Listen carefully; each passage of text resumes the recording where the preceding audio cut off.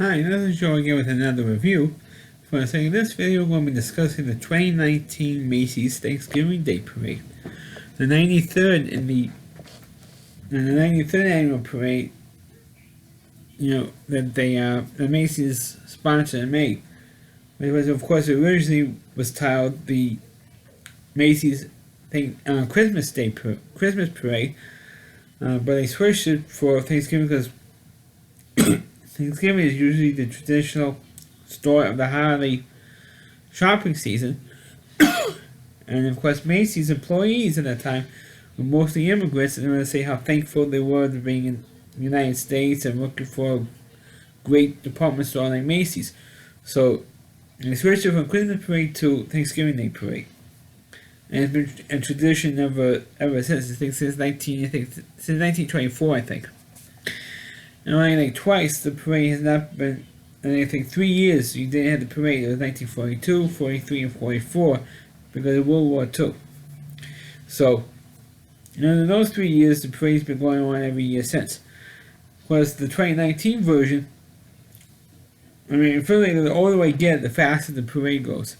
When I was a kid, I thought the parade went way too long because it's on for 3 hours on television. But actually, the parade's only 2 hours of the parade, and an hour before the parade gets to Macy's in Howard Square. It's mostly the act for the newer Broadway shows, mostly.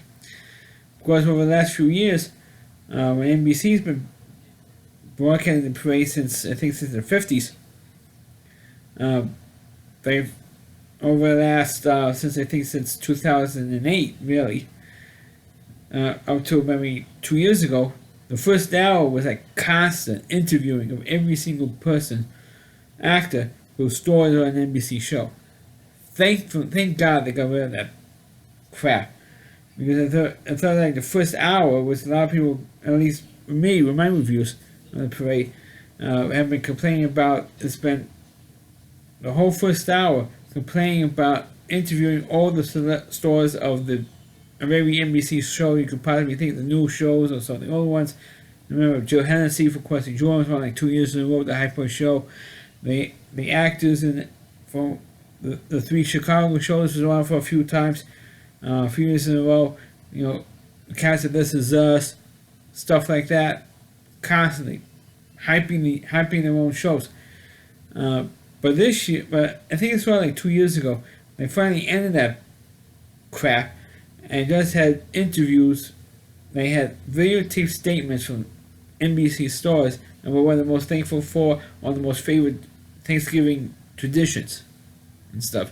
But I didn't think it was that bad. It's kind of like what they did before anyway, but at least it cut out all the hype of their own television shows. Except when they identified the actor as which NBC show they're on. Other than that, they don't hype, talking about what's going on in their respective shows, which I'm glad of that they stopped doing that. But for the show, like I said, the acts were pretty damn good this year. They had Beetlejuice was before the Broadway show, the Tina Turner musical. But I think those were the 2 better acts this year. And also they also had the Radio City Rockettes, which ended the first hour of the NBC's broadcast. And then you had, of course, the parade itself, which started off as a tribute to Sesame Street, which I think is kind of ridiculous. So they have all these balloons, which I have to get into in a minute. But they didn't have that one character balloon from Sesame Street.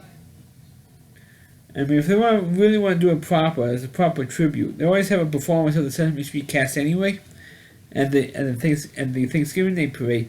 But if they really want to do it proper, at least have one of the character balloons from they had over the years on set at Macy's during the parade, at the parade this year, as a tribute to the 50th anniversary of Sesame Street.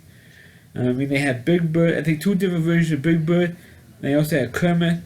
I think they had Kermit just as much as Big Bird had. They had, at least when I was a kid. They also had Abacadabby. They had Super Grover. Why couldn't they at least, if they don't use a balloon, why don't they bring it back for 1 year to on Sesame Street. They could have done that. They didn't do that, which was like, to me, is a disappointment. Like I mentioned earlier, they should have had, with the balloons. This year, New York City was the height of the wind conditions in New York City to hold the balloons, and there was a big question whether or not they're going to have the balloons this year, because of the fact of what happened in 1997. There was a tragedy that happened with the cat and a half balloon, and the cat and a half balloon hit. I think it was along Central Park West. Hit and crashed into a lamppost, and actually broke a lamppost and hit a poor woman in the head, and she was in a coma for a month. Thankfully, she's okay now, but she had no memory of what had happened to her, which is probably a good thing that she can remember it. But since then, they had a policy that if the winds are above a certain threshold, like more than 25 miles an hour wind with gusting to at least constant gust of at least 35 miles an hour wind gusts, they can't fly the balloons. But an hour before the parade they did, and they were able to fly balloons by a much lower level than they normally would, because any big wind gusts will blow the balloons into a tree along Central Park West or a lamppost along the most of the parade route. And which it did happen to about 2 balloons this year. That was been reported during the broadcast. The Ronald McDonald balloon and a newer balloon that was supposed to. It wasn't really any well-known character in the cartoons or an animated show or a Japanese animation show or anime show like Pokemon. Or it was originally designed balloon for this year's parade that broke along the Ronald McDonald. But all the other balloons were okay and were able to float on, except there was one particular incident. I don't know if this video is up on YouTube or not, but there was one balloon, the Nutcracker balloon, actually got blown down to the ground and actually landed on somebody. One of the balloon actually landed on a balloon. One of the balloon handlers was holding on the ropes of the Nutcracker balloon. The Nutcracker balloon landed on this guy. I believe it was a guy, but the person was okay. Didn't need any medical attention or anything, and got okay and got on skate. I don't think he really needed any medical attention, because the person got right away, dusted themselves off, and was okay,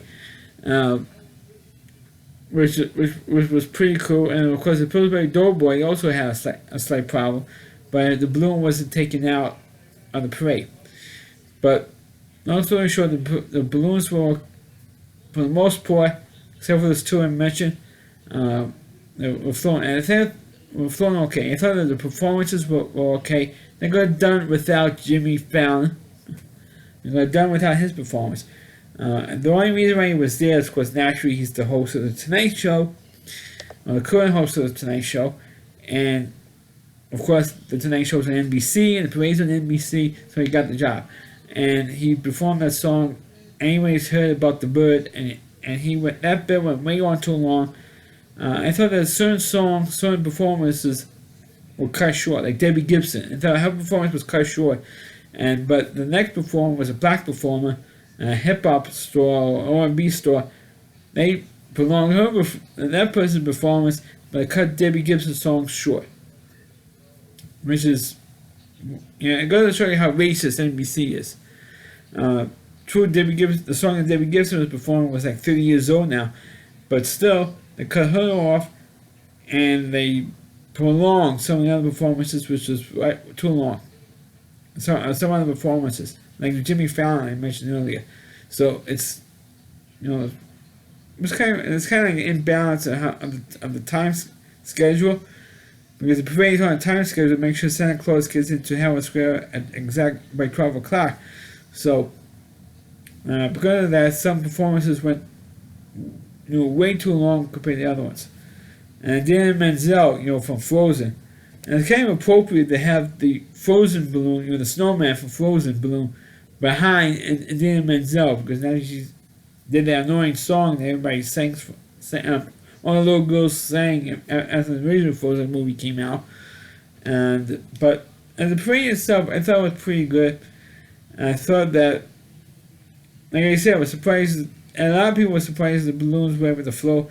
I was not surprised at all because of the fact that if they pulled the balloons, if they'd done the right thing and pulled the balloons yesterday, all the kids who were there lining up, or people who come into town to either visit relatives or come in special just to see the parade,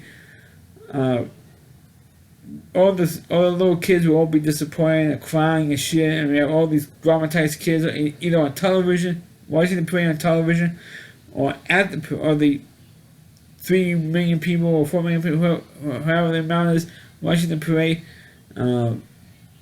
will all be dramatized. Of course, one other note I should mention before I shut up this video, of course, there's one particular moment that went viral. There's a bit with Al Roker when he shoves a guy who was wearing a stick of butter costume. It's one of Macy's employees, butting him up, shows the butter out of the way. That was the only real funny moment the whole, because Al Roker's trying to get physical comedy when he's doing the parade. And I remember in 2002, the last parade they have on tape, when he got into a physical fight with Miss Pig, Kermit the Frog and Miss Piggy, when he's interviewing them. But he's already trying to catch some physical act to make it funny. And he did it this time. Because there was somebody dressed up, a couple people dressed up as an egg yolk. So Al says, "Oh, the yolk's on you." And he's going to stick a butt, trying to blow up Al. And he's going into the act. That guy followed Al Roker throughout the whole parade. And he got into the act a couple of times. And that stuff went viral. It's probably on YouTube now. But as a parade, it was pretty damn good.